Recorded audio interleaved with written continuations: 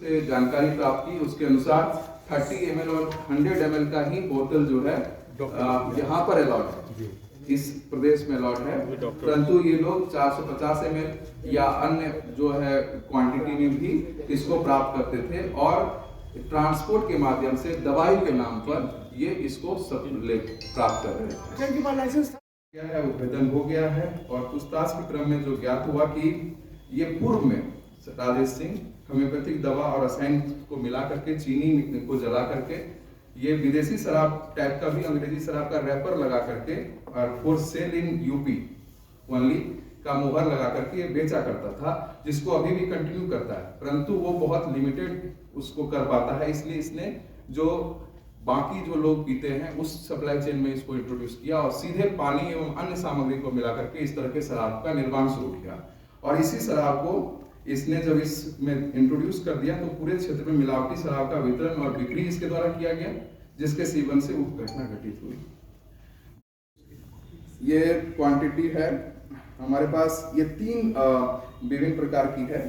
जिसमें मुख्य रूप से लॉर्ड्स, ये तीनों जो है सभी लॉर्ड्स कंपनी का है, लॉर्ड्स ब्रांड का है। लॉर्ड्स कंपनी का डाइल्यूशन सक्राम लैक्टिस 30C 68 खाली बोतल है। फिर जो है लॉर्ड्स कंपनी का एकोनाइट नेपलस 30C 46 बॉटल, लॉर्ड्स कंपनी का एंथ्रम मूर 30C 21 बोतल, लॉर्ड्स कंपनी का डाइल्यूशन सक्राम लैक्टिस 30C 2 बोतल में 200 ml दवा बचा हुआ मिला। इसके अलावे हम लोग अन्य ठिकानों पर भी छापामारी कर रहे हैं और उस दौरान भी हमें बरामदगी की संभावना, अन्य जो अभियुक्त हैं इसमें उसकी भी कर रहे हैं। गिरफ्तार अभियुक्त में संजय महतो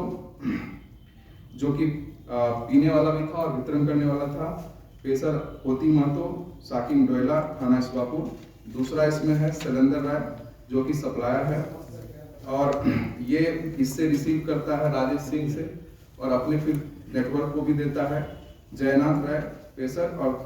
साकिन तकीना थाना मढ़ौरा, सोनू कुमार गिरी है जो कि थाना खैरा का है, अर्जुन महतो जो कि डोयला का इसवापुर का, राजेश सिंह उर्फ डॉक्टर जो कि मास्टरमाइंड है,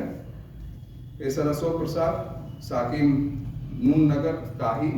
थाना जलालपुर।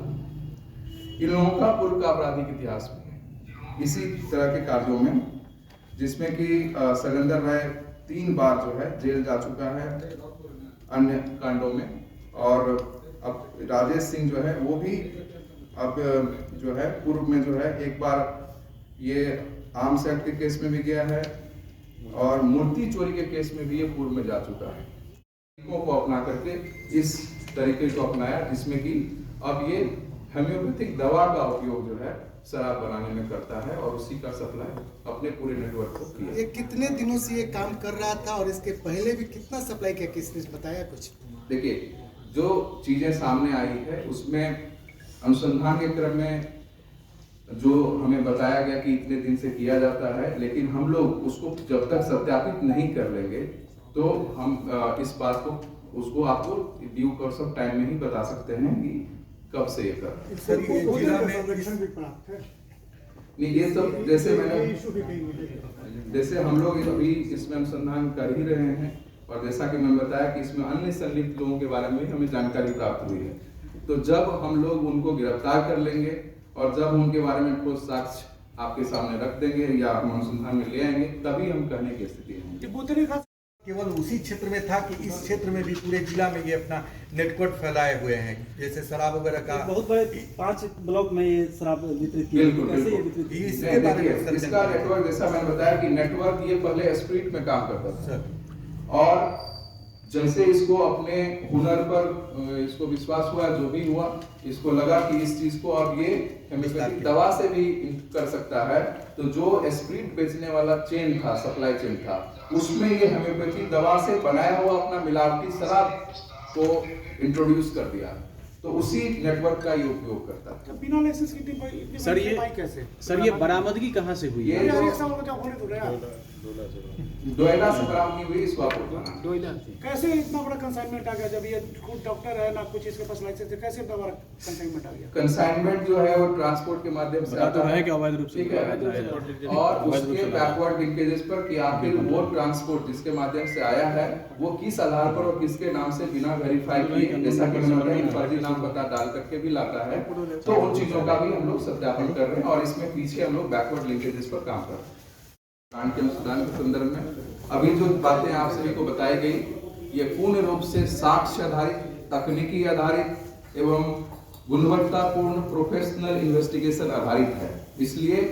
इसमें हम लोगों ने उन्हीं तथ्यों को रखा है जो पूर्ण रूप से साक्ष्य के आधार पर प्रमाणित है। इससे यह भी मैं स्पष्ट करना चाहता हूं कि विभिन्न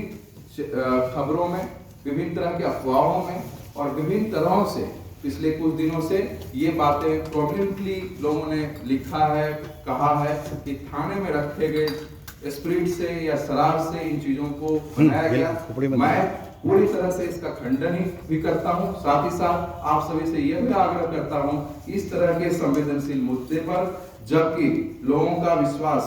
इन चीजों से बहुत कुछ प्रभावित होता है, इन चीजों को बिना किसी साक्ष्य के, बिना किसी सत्यापन के, बिना किसी प्रूफ के इस तरह से विस्तारित नहीं करना चाहिए। और इस अनुसंधान से यह भी साबित हुआ कि वह पूरी तरह से अफवाह, बेबुनियाद और आधारित तथ्य था, जिसका पूरी तरह से पटाक्षेप होता है, खंडन होता है।